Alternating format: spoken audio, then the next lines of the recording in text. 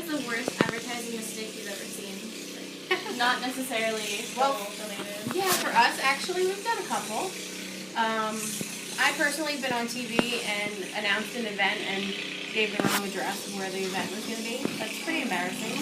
And then, like, we've had a flyer for an event and put the wrong date on there.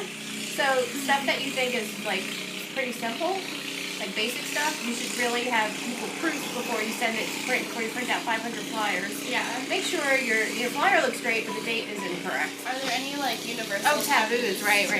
So I would say trying to avoid insulting anybody in your advertising. Mm-hmm. You know, try to not use words like the best, better than, you know, just, I don't know, you have to be careful about what you say, or saying you're the only.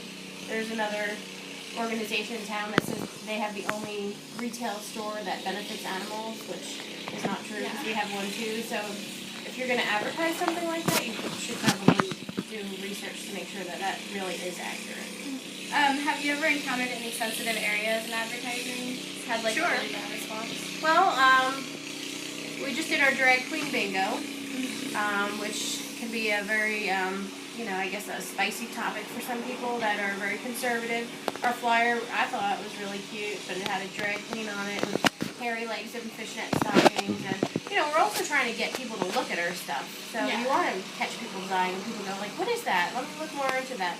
So, of course, it offended some people that are against drag queens for whatever reason. And you can definitely get into situations where you're offending people, but you just have to keep an open mind and say, well, I say it's all for the animals. Nobody's getting hurt with our advertising as long as we're not intentionally hurting people. We may be offending people, but you can't make everybody happy all the time. Yeah. So how do you decide what's like worth the risk? Like drag queens are like a little controversial. Right. So I guess you decide, like, really you just have to say, so what, there's a handful of people that are going to think our flyer is offensive, but those are the people that aren't going to come to our bingo anyway, so we don't, I don't want to say we don't really care about them, but they're not our target audience. So the people that are going to come are the ones that think it's fun and it's going to be a good time. So, again, I think if you're not hurting anybody, if people are just offended, oh well. They say, well-behaved women never make history. It's true. You can't be good all the time. You have to be a little controversial, and you have to be a little bit, on the edge to get people, especially in a market for us in Asheville, which is wonderful. There's so many animal organizations in a small community, and you're really competing for people, for donors, for adopters. So you have to be a little bit outside the box to get people's attention. Have you ever heard of any legal problems that have come up from an advertising mistake?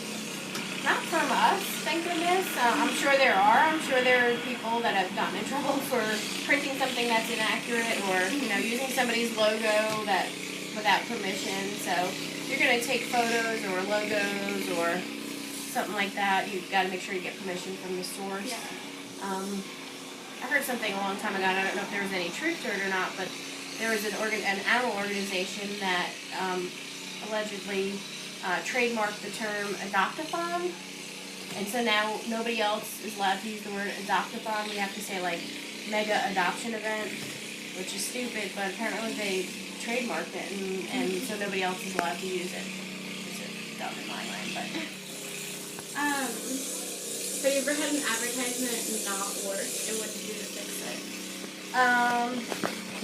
Just the one that I told you about, the car raffle. The car raffle itself, I'm sure it's a really cool flyer. If we could afford a full-page advertisement, we'd probably be very effective. But I think it's like $700 or $800 to do a full-page advertisement. And when you're a nonprofit trying to save animals, it's really hard to rationalize spending that much money on an ad. So that was our only really unsuccessful one.